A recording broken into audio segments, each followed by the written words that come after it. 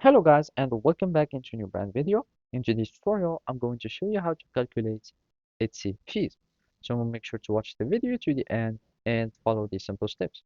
So basically the first thing would be is to know first of all what are the fees that you have. So you can simply type Etsy fees on your web browser and then you would find like all the fees and payments policy of uh, Etsy. And from here you'll find like all the type of the fees and all what you need to know about fees.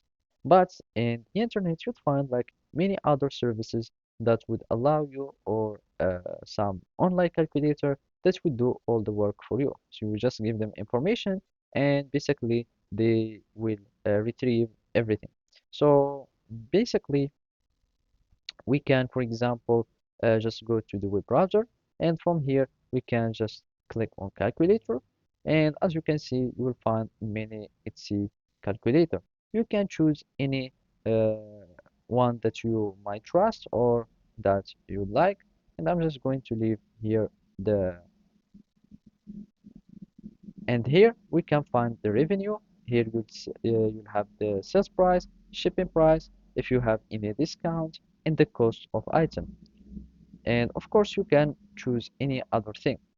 So your payments method would be, for example, Etsy. Let's say that you don't advertise or add any ads. The shipping cost, I don't know, it can be 2 or whatever, and it's costing you, for example, a 5, and you have the sale price of 10, and basically your shipping price is, for example, 0 if it was free shipping or whatever, and you don't have any prices. You do here calculate, and from here you will find the fees. So this is your net profit, and basically you'd find here all the fees.